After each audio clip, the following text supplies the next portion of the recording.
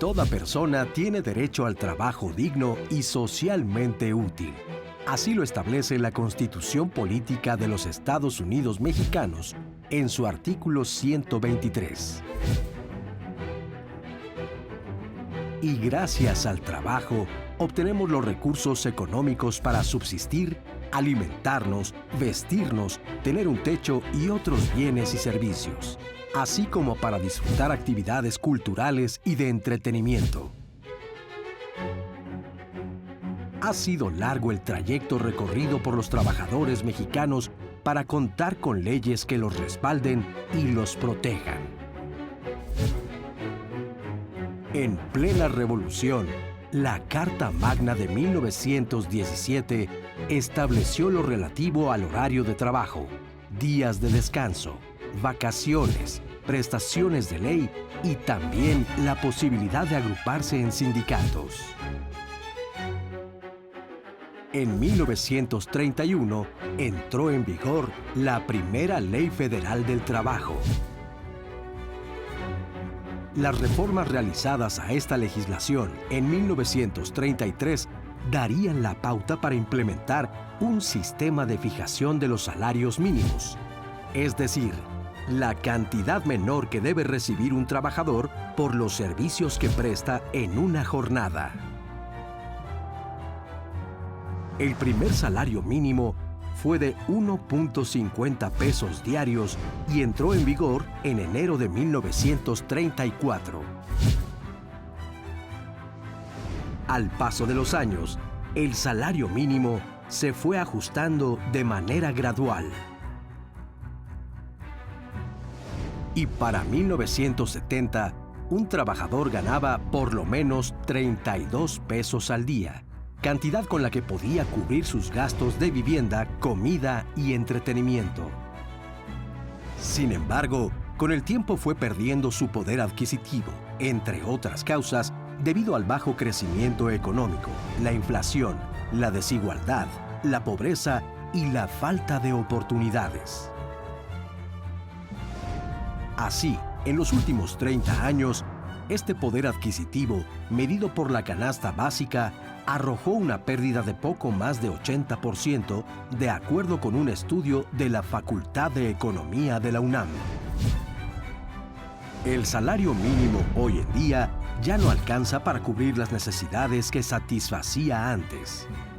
¿Cómo enfrenta el país el día de hoy el problema del poder adquisitivo del salario de los trabajadores?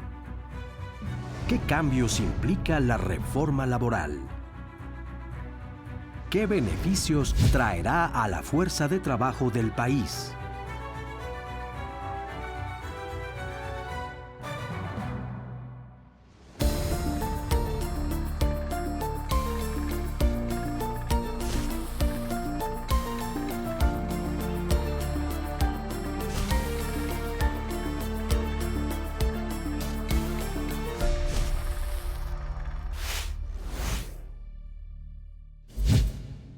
Política muy importante que ha impulsado el presidente López Obrador es el incremento del salario mínimo, pero también lo que ha significado en términos del incremento en el salario promedio de las mexicanas y los mexicanos. Como nunca se había visto un incremento tan importante. Si a mí me preguntaras cuál es el problema principal del mercado laboral en nuestro país, más que desempleo, yo te diría, son los salarios bajos, son los salarios precarios. Entonces, tenemos que ir avanzando en recuperar el poder adquisitivo del salario que se perdió de manera dramática en este periodo neoliberal. El salario mínimo, su objetivo principal sí es ayudar a los trabajadores que menos ganan, ¿no? Y el salario mínimo es un piso que el objetivo que tenemos es que al menos sea suficiente para que una familia pueda cumplir sus necesidades básicas. Ese es el objetivo principal del gobierno para final del sexenio. El propio presidente, Andrés Manuel López Obrador, manifestó su interés en el tema salarial desde diciembre de 2019, cuando anunció que el aumento al salario mínimo a partir de enero del 2020 sería de 20% en promedio. Se trataba del mayor incremento logrado en 40 años. va a ayudar este aumento, desde luego, a la economía, porque se fortalece el mercado interno. Si hay más ingresos, hay más reactivación económica, hay más ventas para los comercios y esto con otros factores nos va a permitir que mejore la economía, que haya crecimiento económico. ¿Qué se ha hecho? Pues de entrada, frente al salario mínimo, lograr un incremento en estos 3 años del 72% del poder adquisitivo. 72% del poder adquisitivo, es decir, en términos reales, si nosotros bajamos inflación. Para darnos una idea, empezamos con un salario mínimo de 87 pesos al día y hoy el salario mínimo, o más bien a partir de enero del próximo año, será de 173. Entonces, aquí podemos ver la diferencia. Estos incrementos han sido importantísimos y quizá lo más importante es que casi en todos los años se ha logrado un consenso, es decir, acompañado el sector obrero y el sector empresarial. Solo el año pasado el sector empresarial no estuvo de acuerdo, pero este año, que fue el incremento mayor que hemos logrado acordar, que fue del 22%, fue por unanimidad. Y eso la verdad es que también es un reflejo de que los sectores cada vez son más conscientes y más sensibles de que hay que fortalecer el mercado interno, también fortaleciendo o a través del fortalecimiento de los bolsillos de las mujeres y hombres que viven de su trabajo. Eso es el salario mínimo, estamos hablando de los que ganan menos en este país. Este incremento va a beneficiar de manera directa a 6.3 millones de trabajadoras y trabajadores que hoy ganan el salario mínimo. Y también la política de mejora salarial ha logrado un incremento importantísimo en el salario promedio. En términos reales, es decir, sin contar inflación, el incremento es casi del 9% en estos 3 años. Quiere decir que estamos cada vez más consiguiendo mejores incrementos y esto significa mayor distribución de la riqueza. ¿Cuál fue uno de los planteamientos principales del gobierno de la Cuarta Transformación y del presidente López Obrador? Acabar con la corrupción, pero también ir construyendo un modelo de bienestar en donde no solamente unos cuantos lo tengan todo y la enorme mayoría carezca hasta de lo más indispensable. Este aumento de salarios y lo que la población recibe con programas de apoyo impactan el poder adquisitivo de los trabajadores. Creo que con el paso del tiempo se ha ido estabilizando de alguna manera. Hay índices de pobreza, eso es claro. Aquí tenemos que hablar de los programas sociales. Podrán gustarnos o no gustarnos, pero la cantidad de dinero que se destina a la población más necesitada, sí que hay un cambio de vida. Entonces, podríamos hablar en los últimos años de una mejora en el número de pobreza alimentaria. Seguramente menos personas tienen la incertidumbre de poder conseguir alimentos al siguiente día. Honestamente, hay otras políticas públicas que han ayudado, ¿no? Que impulsan también los salarios. Por ejemplo, la reforma laboral pues tiene como objetivo democratizar a los sindicatos, ¿no? Es uno de los objetivos. Y hay otros objetivos, como también ayudar a que se respeten derechos laborales, haciendo más ágil, ¿no? El proceso de las juntas federales, etcétera, ¿no? La reforma laboral es una reforma que tiene como objetivo principal cambiar radicalmente el mundo del trabajo en México. Una reforma importantísima, quizá la más importante en las últimas décadas, porque logra ir avanzando en una deuda histórica de este país. Este país durante más de 4 décadas consolidó un modelo laboral de control. Se controlaron las organizaciones sindicales, se controló el salario para que no aumentara, porque la apuesta era pues atraer inversión a costa de ofrecer salarios muy bajos, y eso implicó que no existiera o que se inhibiera la contratación colectiva auténtica. También por el otro lado, un sistema de justicia que pues fue secuestrado, diría yo, por por algunos litigantes, despachos de abogados o los famosos coyotes que junto a esquemas de complicidad y corrupción en las propias instituciones fueron generando que el sistema de justicia se alejara completamente de las necesidades de los trabajadores, incluso también de los empresarios. En la reforma laboral, se plantea que los sindicatos se democraticen, que elijan a sus líderes o representantes de modo libre y secreto, y que los largos y tortuosos conflictos laborales se agilicen y resuelvan en unos cuantos meses mediante centros de registro y conciliación. Lo reduciría en 3 grandes rubros. El primero es permitir que haya libertad y democracia para organizarse, que los trabajadores libremente puedan decir: yo me quiero organizar para de manera colectiva poder negociar mejor con mi patrón y así ir consiguiendo mejores salarios, ir consiguiendo mejores vacaciones, ir consiguiendo mejores reparto de utilidades, mejores prestaciones en todos los sentidos.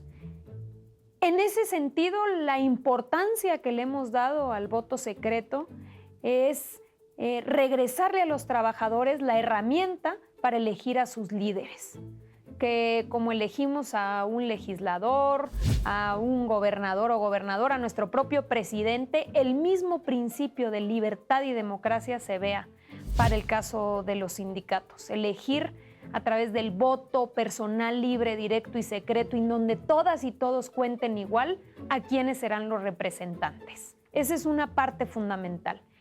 Y estas personas, pues actualmente con la nueva reforma tienen que ser votados, ¿no?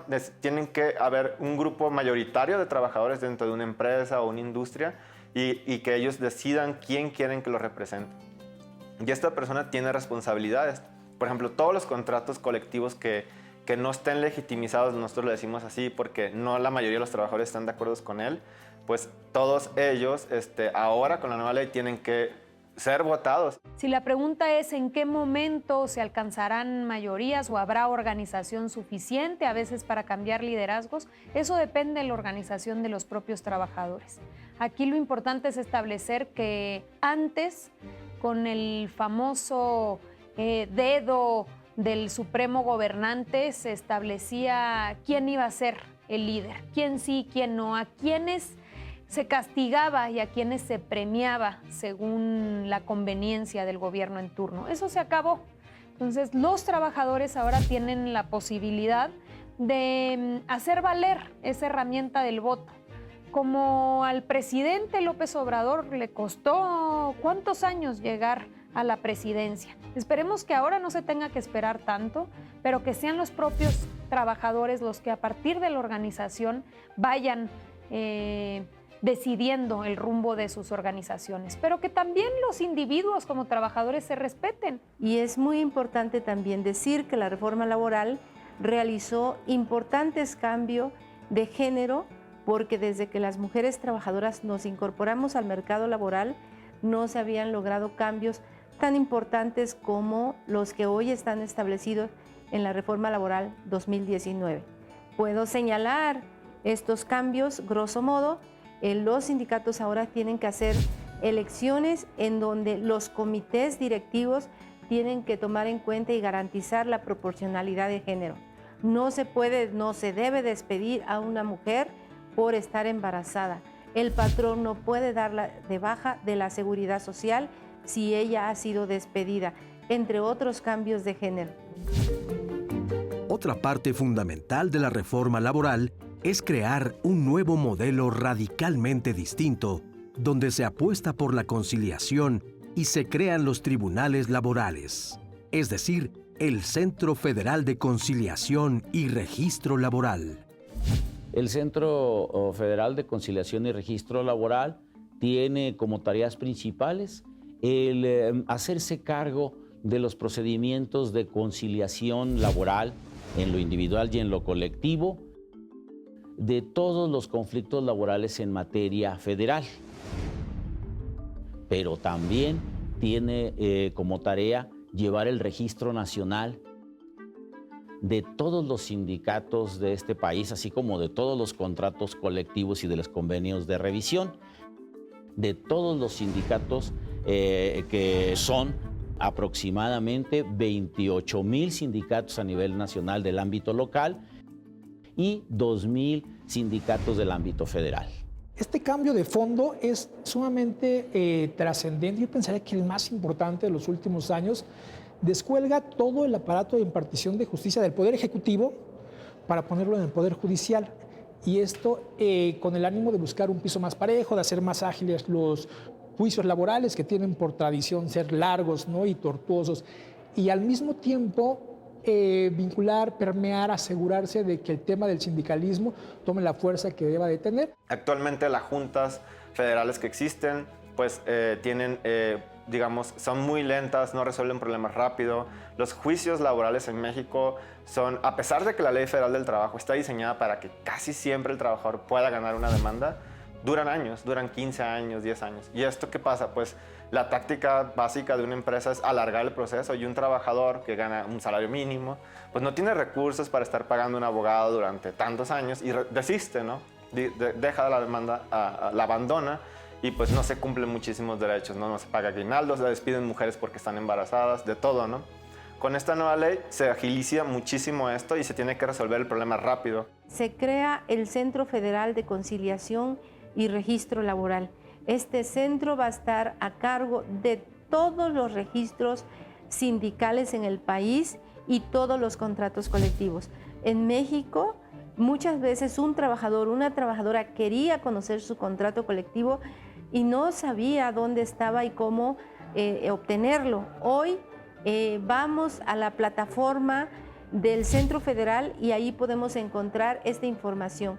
¿Qué quiere decir esto? Hay una contribución importante al derecho a la información. Se pueden resolver la enorme mayoría de los conflictos a través del diálogo. Y si no se puede resolver en este momento, entonces que pasen a los tribunales, pero ya en un juicio oral, en una sala de juicio oral, frente a un juez o una jueza que escucha a las partes y que pueda desahogar las pruebas y dictar una sentencia en la misma audiencia. ¿Qué te podría decir? El cambio es tan radical que hemos pasado de que un juicio en promedio dure 6 años a que la enorme mayoría se resuelva en 45 días y si no se resuelve en la conciliación, que en los tribunales máximo se esté tardando 5 meses. De 6 años a máximo 5 meses. Eso es acercar la justicia. Y también garantizar imparcialidad, dado que ya dependa del Poder Judicial. El Centro Federal de Conciliación y Registro Laboral tiene un portal electrónico al que puede acudir cualquier trabajador, empleador, representante sindical, en el que obtienen información de cuáles son sus derechos en el nuevo sistema de justicia laboral y que reitera su función, que es garantizar la democracia y la libertad sindical para que cada una y cada uno de los trabajadores pueda ejercer su decisión para elegir a sus dirigentes sindicales, pero también para aprobar el contenido de sus contratos colectivos de trabajo, entre ellos la legitimación de estos contratos colectivos. Un aspecto más de gran trascendencia dentro de la reforma laboral es lo relativo a las subcontrataciones, práctica conocida como outsourcing. Esta reforma elimina esta figura tan corrosiva que creció, se infiltró en todos los sectores, en todo el país, y muchísimas empresas de un día para otro dejaron de ser las empleadoras, las patronas, y empezaron a contratar estas famosas nomineras, intermediarias, para poder uno, no hacerse responsable frente a sus trabajadores en caso de cualquier conflicto, pero tampoco pagar reparto de utilidades. Muchas obligaciones empezaron a diluirse bajo este esquema.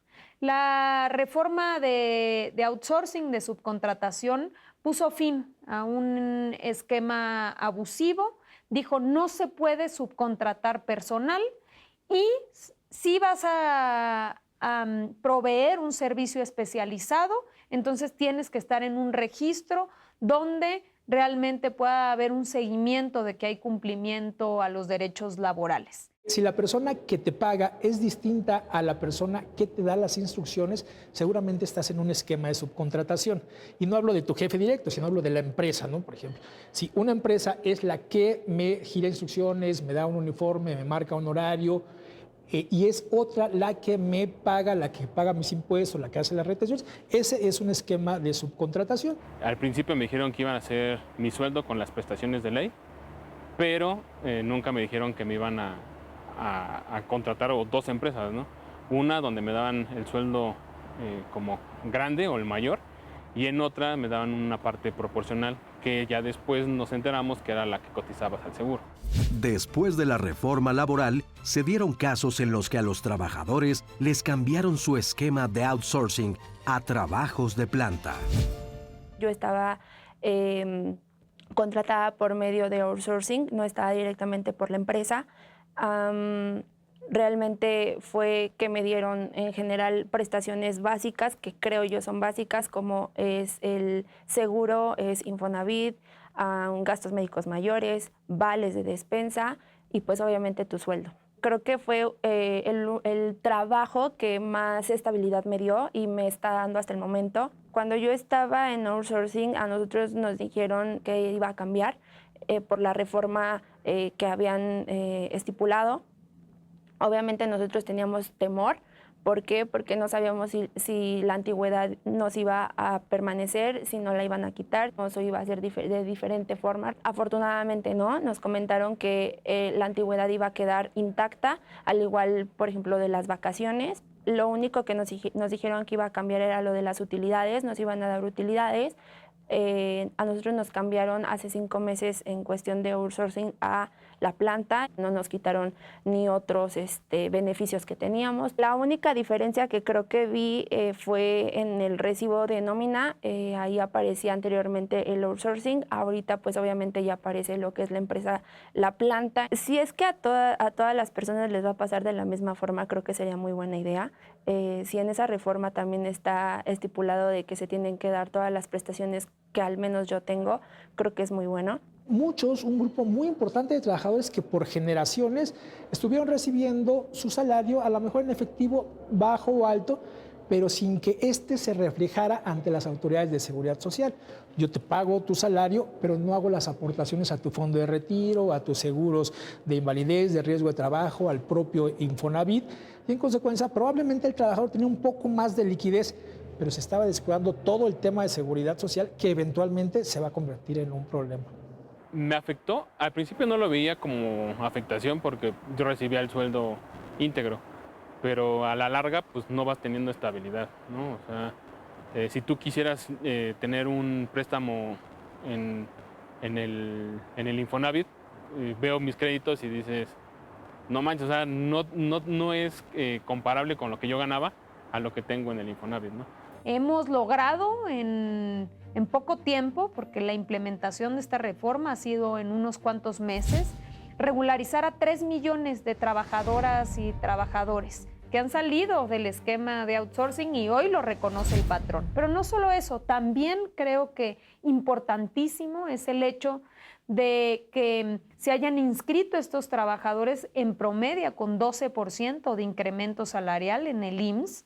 Esto significa mayores aportaciones no solamente al Instituto de Seguridad Social, sino a las propias pensiones de quien trabaja, porque un esquema vinculado de simulación era inscribirte por debajo de tu salario real o darte de bajo en diciembre, los volvían a dar de alta en enero.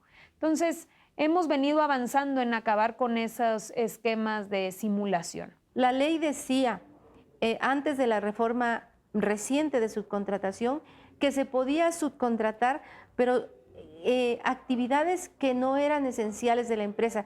Por ejemplo, el banco. El banco no podía subcontratar a las personas que estaban frente a la caja, porque esa es la esencia del banco. Pero, por ejemplo, el caso tan famoso de Bancomer tenía subcontratados a todos sus trabajadores. Entonces, de esa forma se evadían muchas responsabilidades y esto, por supuesto, también atacaba el derecho de la sindicalización de las personas trabajadoras. Previamente se habían hecho intentos para regular el outsourcing, pero no funcionaron. La ley actual es diferente, porque implica nuevas disposiciones y ajustes en temas fiscales que tienen que ver con el flujo de efectivo, con el dinero, con el impuesto sobre la renta, con deducirlo, con acreditarlo al impuesto al valor agregado. Yo creo que la reforma laboral 2019 tiene mucho trabajo por delante. Las leyes hoy como las tenemos, la Ley Federal del Trabajo, es valiosísima. Yo digo, es revolucionaria, este cambio que ocurrió. Pero ninguna ley por sí misma transforma la realidad. Necesitamos que las personas trabajadoras, porque la ley está hecha sobre todo para ellos y para ellas, necesitamos que las conozcan, que se apropien de esas leyes, que exijan que se cumpla. Por eso creo que la implementación de la reforma no solo es responsabilidad de los sindicatos, es responsabilidad de todos. El gobierno hace lo que le corresponde, pero mucho de ese trabajo le toca a los sindicatos, instituciones, organizaciones de la sociedad civil. Es un proceso de largo tiempo, pero yo invito a todas y a todos los trabajadores a que conozcan de qué se trata la reforma laboral y exijamos su cumplimiento.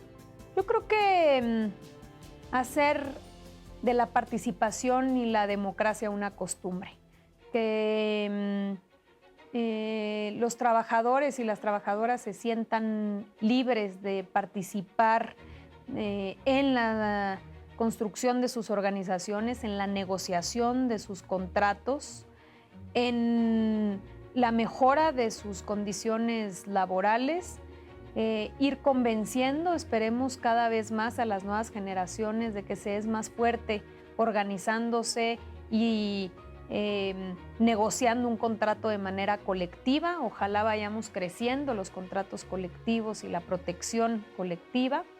Creo que otro de las aspiraciones es lograr mínimamente llegar a un incremento del 100% en términos reales para el salario mínimo, que cualquier mujer o hombre que viva de su trabajo adquiera como piso mínimo por lo menos lo necesario para el bienestar de la persona y de un dependiente económico, y acabar con las figuras de simulación. El outsourcing es una, pero no es la única. Todavía nos quedan otras figuras que hay que ir vigilando y que se cumpla y se respete la ley. Ya sea modificando y abordando el esquema de la subcontratación, democratizando los sindicatos o agilizando los conflictos laborales, la reforma laboral tiene un largo camino para seguir atendiendo las necesidades de la fuerza de trabajo del país.